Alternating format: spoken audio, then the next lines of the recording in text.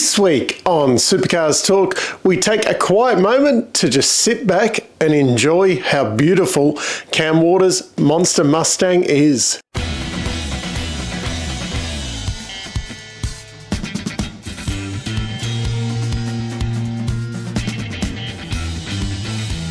So let's just have a quiet moment, sit back and enjoy the most stunning Gen 3 car so far.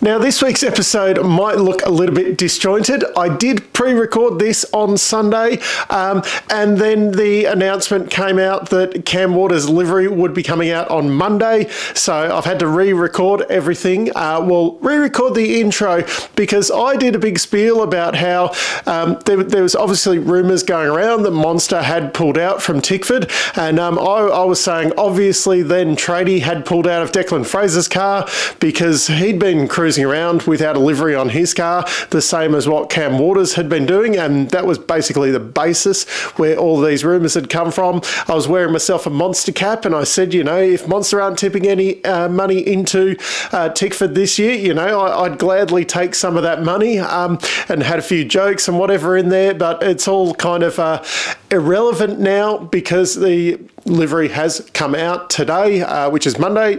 You'll be seeing this on Tuesday, but my God, they have done a brilliant job. There's not much to say about it. We fully expected this was what it was going to look like, but it just hasn't disappointed. It's just a thing of beauty. I just think of that meme from Tom Haverford from Parks and Recreation. I've been staring at it for 5 minutes now, and it's just beautiful. Yeah, that's all I have to say. But yeah, things will change a little bit here. I'll have a wardrobe change, put a hat on and that, and yeah, get into the looks on the other cars. And unfortunately, all that bit about how, you know, rumours were just rumours about the Monster thing, well, that went out the door. Yeah, I finished recording, jumped on the computer, started to edit, and yeah, saw the post that they were going to unveil the livery the next day. So yeah, these things happen when you try and pre-plan. So this is why half the time I do this stuff in the last minute. But enjoy the rest of the episode, and yeah, just is it just me, or is that the most beautiful Gen 3 car so far? Now, before we get into the exciting paint jobs of the week, there was one big announcement. Well, it was kind of two big announcements. Walkinshaw and Andretti United have announced that Fabian Coulthard will be back for the endurance races with the team, but he's going to be partnering with Nick Percat this year because Lee Holdsworth will be back with Chaz. The winning combination from 2021 will be back together to try and knock off, well, two endurance races this year. What does this mean for Warren Luff, though? He is still contracted to Walkinshaw Andretti United. He will be spending time mentoring the Super 2 boys in that team. They are running two cars this year. There's already talk of a possible wild card along the lines of what Triple 8 have been doing with an experienced guy in Warren Luff, like Craig Lowndes, partnering up with one of the juniors, like what Triple 8 has been doing. So watch this space on that one. That would definitely be an interesting one to watch. But my God, that makes a very strong lineup there at Walkinshaws for the endurance races. I'm just having a giggle because if Nick Percat has a year like he did last year, he could potentially be the slowest out of that four pairing there at the endurance races. Yeah, you've got some pretty speedy co-drivers locked in there for the enduros. Now, there's been some unlivery reveals this week. We'll kick off with the Super 2 guys. Jack Perkins, Shaw and Partners Super 2 livery. No big surprises there. Looked very, very similar to what Will Brown had run. I don't think he didn't run it last year. That was back in 2021. It's all the years are blending in together at the moment. These last 3 years have felt a bit like season 1, 2 and 3 of a bad TV show at times. So yeah, reasonable looking paint job on the ZB there, but the one that really standed out, bad English there, Dave. Anyway, the one that really stood out to me, possibly the livery of the year so far, Aaron Love's Blanchard Racing Team Super 2 Mustang in those Petronas colours. That looks unreal. I'll do it. Knocked it out of the park. That colour scheme looks amazing, just works so well on a race car. We've got some main game cars that we got to see this week. Jaime and the R&J Batteries car. Very similar to a couple of the other cars in that team, but not. I'm not 100% sold on the flames down the side of the car. The studio shots didn't impress me. Probably looked a little bit better on track. One interesting thing that I didn't pick this up on the other two BJR cars, which it could be there, but I didn't pick it up. They've still got Bianti on the rear flanks of the car, which as far as I know, Bianti for the model cars, which Brad Jones Racing have been long time with Bianti. All of the others seem to have been switching over to Authentics, and I don't think anyone is still with Classic Collectibles. I think Triple8 were the last ones with a contract there. Everyone else seems to have switched over from the Authentics. There's a Bianti, which there will be model reviews coming up very soon. As you can see, I have unwrapped two, so maybe hints there, which are the first two to come. But yeah, Jaime's didn't really do it for me.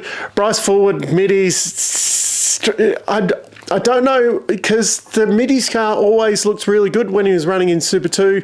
Walkinshaw, the first year was a bit of a stumble. The second year, I thought that car looked really good. When it's transferred over to Brad Jones, it hasn't worked for me. That was the first fail for the year to come out. I don't know what it just doesn't work for me. James Courtney with the Snowy River Caravans Tickford Mustang.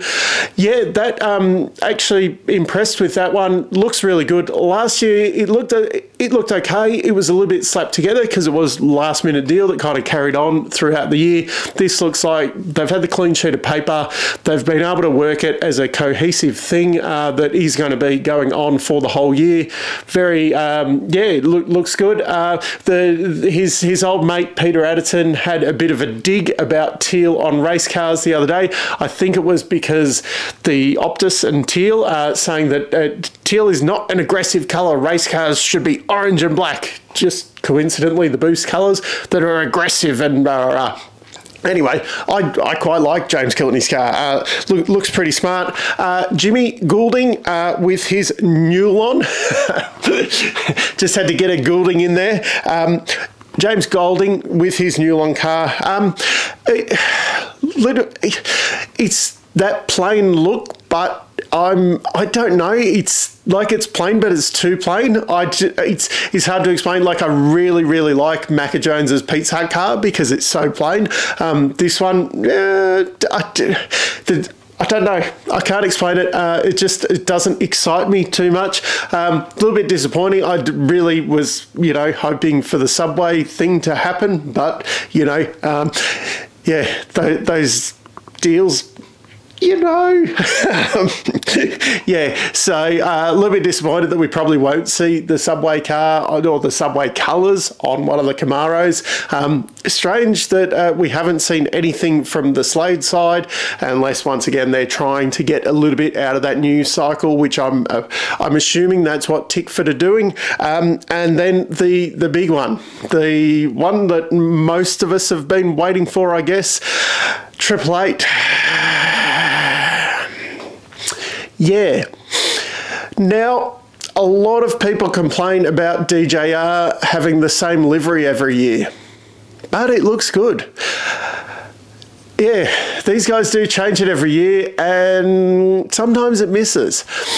My hope with this one is that, like some of the other cars, the studio photos have looked pretty, and then once you see them out on track, the cars look pretty good.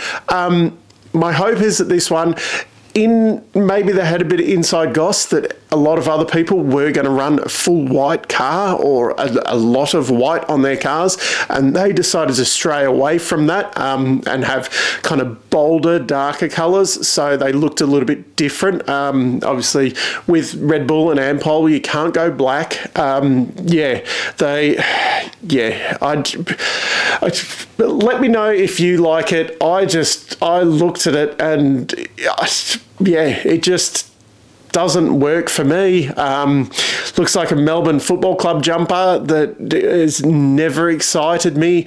These aren't colours that should be going together in the 2000s, maybe in 1900 when you were setting up the Melbourne Football Club, whenever they were actually set up. Those are two colours that went well together. They just, it doesn't work. My hope is though, because realistically, these are going to be running up the front. We're going to see a hell of a lot of these cars all year. That they do look good when they're out on track, because I know a few of the Triple 8 cars previously, like the Red Bull ones, you see the studio shots and you kind of take a deep breath. And then once they're on track, they look pretty good. They do a lot of work like that, whereas some of the other cars look really good in the studio shots, and then once they're out on track, they just get lost in the sea of cars. So that is my hope with that one. Now, if you have nothing to do on Wednesday and you're in the Sydney area, the open test for everyone is happening.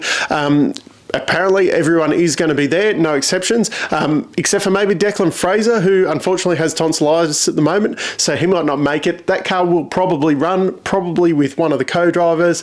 Moffat and Zach Best have already been announced for that team as co-drivers this year.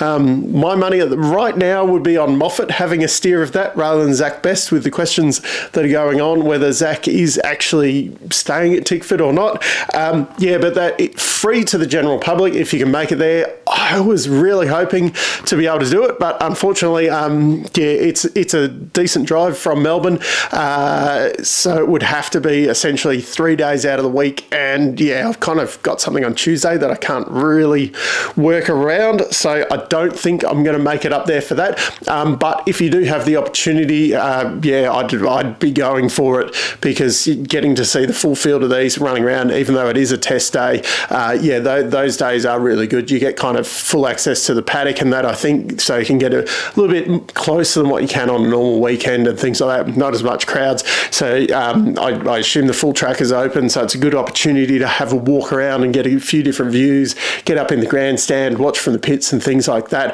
Because I know I went to one in Sandown many years ago when they had it there. And it was really easy. You could walk in and out for a few hours because it was free, so you didn't feel obliged to be there all day. Really good chance, especially if you've got kids and that, to get them to kind of see the cars and all that without having to pay the quite expensive fees these days to get everyone in there, and might fire up some little ones to like the sport that we like. So just a little update. Backseat Drivers will be returning next week as a live stream. For those who have been watching, it's a live stream that I do with a few friends. It is not Supercars based talk. It is mainly F1 IndyCar. We will be trying to cover some other categories this year, all the usual e-scooter news for those in the know on that one. I will not be live streaming it on this channel though. I'll put a link down in the description there for the Backseat Drivers channel. We will only be streaming off that channel this year, so make sure you subscribe to that one as well, so you get the notifications, click the bell and all that, so you get the notifications of when we will be going live with that one. But there will be a short little video out this week, and then the first proper live stream will be next week, so keep an eye out for that. But down in the comments, let me know what you think, especially the Red Bull livery. Am I being too harsh on it, or are my worries about that one justified? So until next time, I'm still Dave, and I'll catch you later.